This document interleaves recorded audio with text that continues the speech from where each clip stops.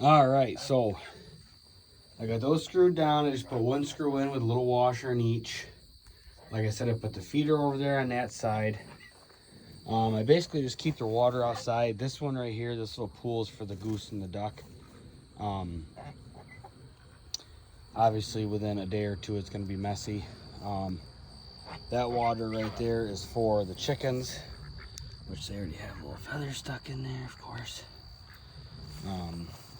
Which the geese, or the goose and the duck will obviously drink out of that too. But what I'm going to do now is I got a little bit of diatomaceous earth.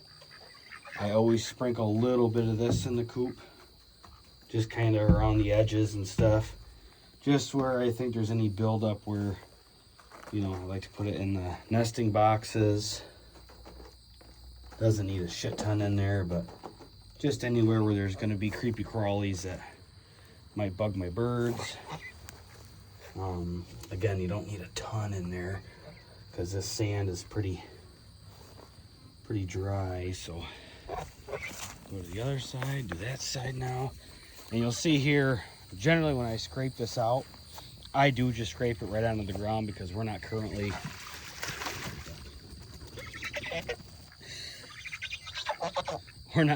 using our garden.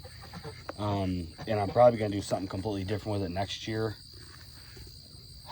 I'm gonna kind of plan it out over winter and figure out if there's something I can do, because I work all summer long, basically, you know, sun up till sundown, so I don't really have time to keep up on a garden. I don't want my wife to have to do it on top of, you know, dealing with the kids and everything else. So I mean, she's perfectly capable of and willing to, but I don't expect that out of her. So I'd like to be able to help her as much as possible. So I want to try to figure out a way to kind of have a self-sustaining garden. So I got to look something up and figure out if I can. There. Figure out if I can find something there. All right, so I'm only gonna put probably a scoop in here because I feed them right out of the door in the morning. I put a line of feed on the ground. I'm gonna make them a little wooden feeder to actually keep their feed in one, because what I do is a multi-flock, and I do an 18% protein super egg layer from Runnings, or ultra, or, well, I can't remember what they call it, extra egg layer, something like that, whatever. Comes in a purple bag. I'm sure you guys have seen it. So I mixed the two, so that way, you know, the guineas and the goose and the duck are getting some proteins that they need and some minerals that they need, and at the same time, my chickens will hopefully start to produce a little bit more. So yeah, so I got the diatomaceous earth down in there. That's all good to go. You can see they're enjoying their little pool. And I know my mallard there, his tail feathers are, one of them starting to curl up, which I'm kind of worried about, but other than that, he seems really healthy. So, and I mean, they're in the water constantly, so I don't know. I'm just hoping he's not getting sick or something. But regardless, way back there, it's almost kind of hard to see. My screen's all dusty now. There's a little spot right before you get to that real tall brush. You can see where there's kind of like a dark area. I actually have a hand dug pond back there for them. And what it is, there's a spring on the very side of my house on the foundation that goes down to the basement. And I've had to put in a new sump pump down there with a bigger basin in it and stuff to catch all that, dig a little bit deeper, and now it brings it all out from the house down to this little, what's now a pond. But what I need to do is chop all this down, which I was kind of hoping they'd find it and start making their own little trail, but I don't think that the goose and the duck have found it yet. But it's probably like 12 foot wide by like or I'm sorry, no, it's probably like 5 foot wide by like 12 foot long, and it's like 18 inches deep. And it pretty much stays like that. It's nothing crazy, but I like to dig it out just a little bit more. Probably try to make it like 16 foot long by like 8 foot wide if I could, and then try to see if I can get it down at least a couple feet deep for them, so they can really splish splash around in there.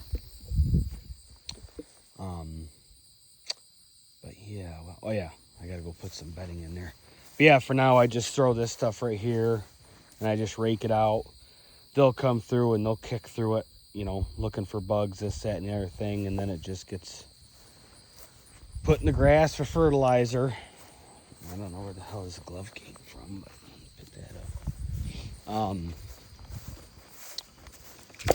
Yeah, so let me fill, or I guess not fill, but bed down their nesting boxes here. I don't know where that just came from. Huh. Anyways.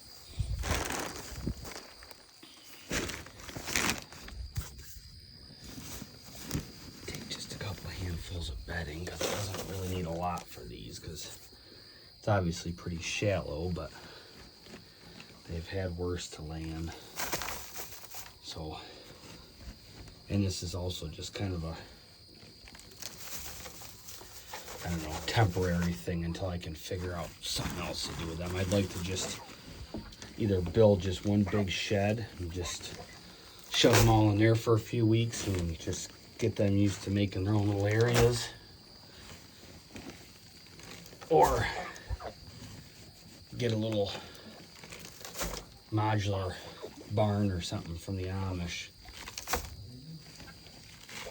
There we go. Get some bedding in there. I'm gonna go get a scoop of feed. I gotta staple up that screen over there, and other than that, that stuff's pretty much done. The goose and the duck have got their water to play in.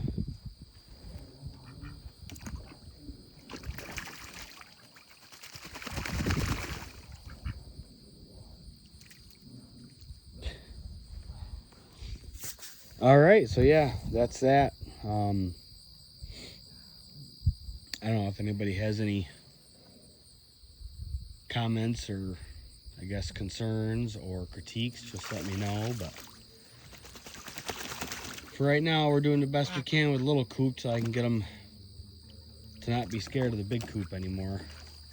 And I'll try to get some of them moved over there, but it's just kind of a pain at the moment. They're all being chickens.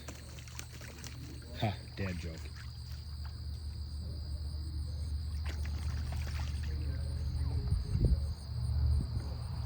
All right, guys, thanks.